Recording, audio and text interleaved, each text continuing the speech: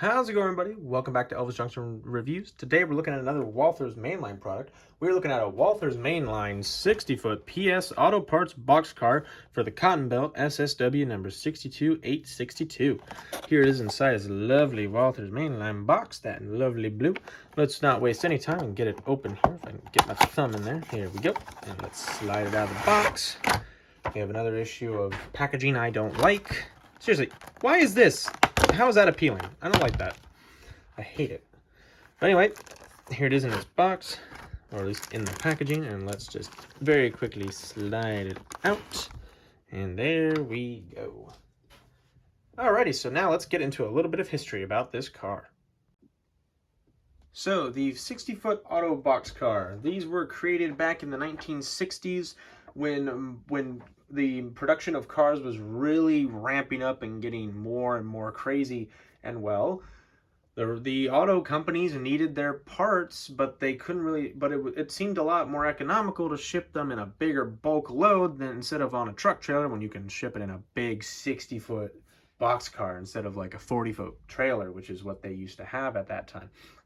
So, as you can see, we have this big box car. Basically, inside would be bulkheads and like shelves and all that, where they keep engines, tires, bits and pieces of chassis, electronics, and all kinds of stuff that the cars needed. And these are basically a miniature version of those high cubes I did review a while back on the channel. And also, these are basically the little cousin, a little sister, a little brother of those massive 86-foot high cube auto box cars that only Tangent makes. So if you guys want me to go ahead and buy a couple of those and review those, please let me know, because I actually have been eyeing those for a little while, but I've been debating on buying one of those or two or three. So definitely let me know if you guys want me to review one of those. So let's not waste any time and get into some details, starting with the front. Alrighty, so we are currently looking at the front of what I classify as the front of the freight car here. So at the top here, we have the number here, SSW 62562, and as you can see, this is a little unique because it's got that white stripe that indicates that the car exceeds normal height limits. Like it's like a high cube, but this car is not a high cube; it's standard height, which is very unique to only this car. From the other versions of this box car that were featured, this was the only one with that white stripe. And anyway, we have these rivets here. I guess they hold the car together.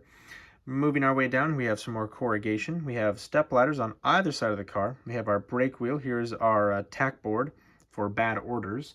Let's say there was a brake shoe broken and they needed to replace it, but they didn't have any with them. Yeah. Tack that onto the bad order board, and this car will be taken out of service, and it will get its brake shoe replaced. And here's a little walkway here. It's not see-through, unfortunately. And here is our coupler, and it has as you can see, it has a large range of motion. These cars are a little bit, I honestly, if you're gonna get one of these, I recommend you run this on 22-inch or bigger curves, because it will have a lot of overhang on the sides. Not a lot going on the other side here. The only thing that's missing is that brake wheel. Okay, let's get into some side detail. Alright, so we're looking at the side of the car here, and as you can see, this is a cushion car, which means that it will not, if it's on rough track, don't worry, the products inside the car will not fall off the bulkhead or the shelves, and they will not break, which is a very nice thing. Apparently my light died and I never noticed. Anyway, down here we have our little number again, SSW 62862. I thought it said 5. I deeply apologize if I said 5. I do deeply apologize. But anyway, we have plate F right here next to it. We have our capacity, load limit, and load weight, as well as when this car was built. It was built new in April of 1974. And we have a little more, we have illegible detail right here. This car, excess height. It is not excess height. Don't lie to me. That is not an excess height car. We have another step ladder right here, as well as a little step here. Here is our truck. You can see the springs and the roller end bearing caps. They do not roll, unfortunately. Off here to the, oh yeah, and also 2-inch HF comp shoes, and I believe those are for the brakes. Anyway, here are our doors. Unfortunately, they don't open, but I can tell you a little bit of history. Well, not history, but I can tell you a few facts about these doors. This is 6 foot long, and this is 10 foot long. Obviously, this one slides to the right, this one slides to the left. And it's the other way around on this car.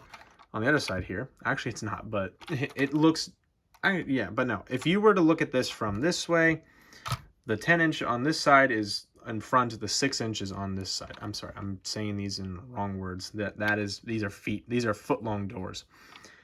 Moving off here to the right here, we have big cotton belt. We have some more information about this car as well, and some more 2-inch HF comp shoes. And look at that big cotton belt. And this car is also smooth, so you can. It has a little bit of ribbing, but it won't affect the car very much. Okie dokie. So let's get into my final thoughts. So I would definitely give this car a B. Mostly a B rating, mostly because it's a Walthers mainline, so it obviously doesn't have a lot of detail. It's pretty basic, but it still works. It has great weight to it, by the way. So if you're going to be running something from the 60s and the 70s, I definitely recommend you buy a couple of these if you can find any. Walthers did put out a run about a month ago, I want to say, and unfortunately Cotton Belt was not a part of this release. This is from an older release that was last year. I bought this also on Lombard Hobbies, along with those Conrail gondolas that I reviewed a little bit ago. But anyway, get this car if you really like auto parts, box cars, and I like these. So if you enjoyed, please hit that like button and also subscribe if you have not. And hit the notification bell to know when I upload. I upload on Mondays and Fridays at 9 a.m. Pacific Standard Time. So definitely check in on those days to see what comes next. But anyway, thank you very much for watching, guys, and I will see you in the next video. Bye for now.